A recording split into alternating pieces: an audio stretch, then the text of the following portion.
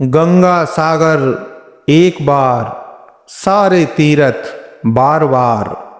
गंगा सागर में स्नान दान का बहुत ही विशेष महत्व बताया गया है।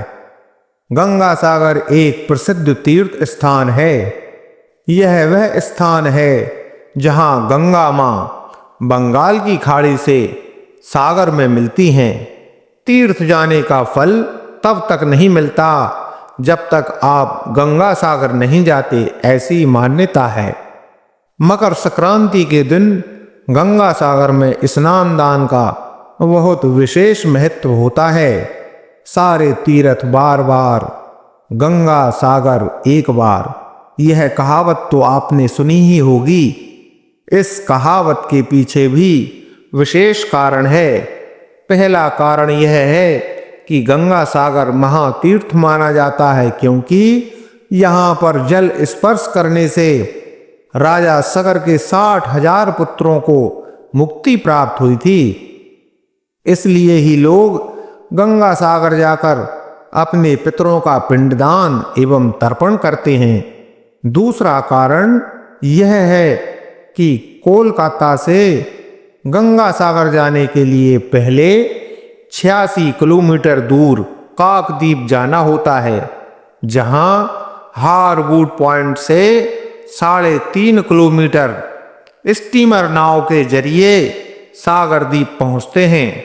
इसके बाद सागर द्वीप पर 32 किलोमीटर की यात्रा के बाद गंगा सागर आता है।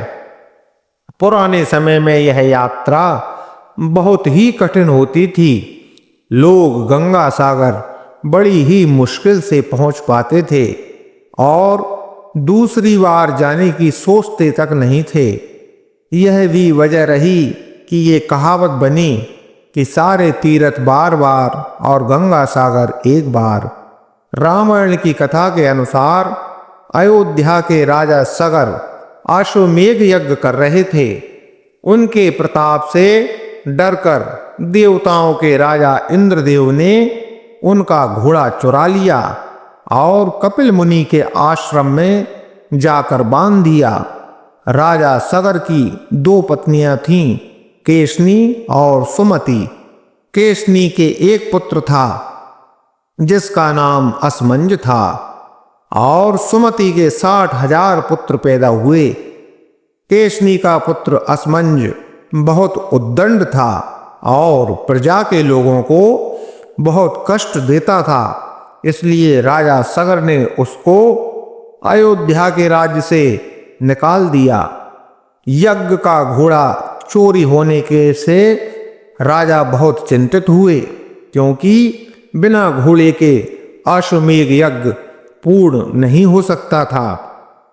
राजा सगर ने घोड़ा की खोज करने के लिए अपने 60,000 पुत्रों को भेजा। वह सभी घोड़े की खोज करते हुए कपिल मुनि के आश्रम तक पहुंचे। कपिल मुनि के आश्रम में घोड़े को बंधा हुआ देखकर उनको लगा कि कपिल मुनि ने ही घोड़ा चुराकर बांध लिया है, जबकि कपिल मुनि भगवान विष्णु के अवतार थे, जिन्होंने कर्दम ऋषि के यहाँ पुत्र के रूप में जन्म लिया था। यह बात राजा सगर के पुत्र नहीं जानते थे और राजा के वह पुत्र कपिल मुनि का भयंकर अपमान करने लगे।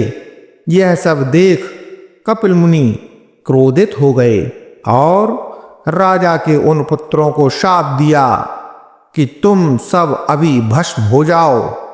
श्राप के द्वारा तुरंत ही वे सब भस्म हो गए।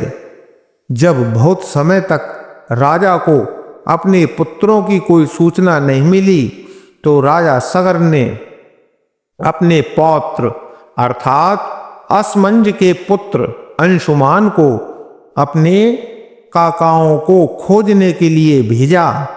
अंशुमान भी सब जगह खोज करते हुए कपिल मुनि के आश्रम तक पहुंच गए और वहां उन्होंने यज्ञ का घोड़ा बंधा हुआ देखा और देखा कि बहुत संख्या में वहां अस्थि पड़ी हुई हैं। तो अंशुमान समझ गए कि यहाँ क्या हुआ होगा अंशुमान हाथ जोड़कर कपिल मुनि की स्तुति करने लगे। कपिल मुनि ने फिर सारी घटना अंशुमान को बताई और घोड़ा ले जाने दिया। साथ ही कपिल मुनि ने कहा कि अगर तुम्हारे कोई वंशज गंगा को यहाँ लेकर आए और गंगा के जल में इन सबके पिंडदान किए जाएं, तो इन सबको मोक्ष मिल जाएगा।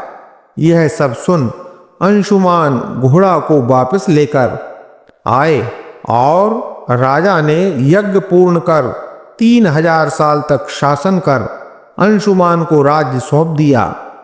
अंशुमान ने गंगा को पृथ्वी पर लाने का बहुत प्रयास किया, लेकिन सफल नहीं हो सके। फिर अंशुमान के पुत्र दिलीप ने भी बहुत कोशिश की, लेकिन वह भी असफल रहे। फिर दिलीप के पुत्र भगीरथ हुए। भगीरथ ने भी घोर तप किया और गंगा जी को पृथ्वी पर लाने के लिए मना लिया, लेकिन गंगा जी ने भगीरथ से कहा कि मैं चलूंगी, लेकिन मेरे बेग को संभालने की व्यवस्था तुम्हें करनी है। फिर भगीरथ ने भगवान शिव की पूजा और तपस्या की, तो भगवान शिव ने गंगा को अपनी जटाओं में धारण किया। इस तरह गंगा पृथ्वी पर आई और राजा सगर के 60,000 पुत्रों को मोक्ष की प्राप्ति हो पाई। अगर हो सके तो एक बार गंगा सागर पहुंचकर मां गंगा के दर्शन अवश्य करें। कमेंट बॉक्स में जय गंगा मैया अवश्य लिखें।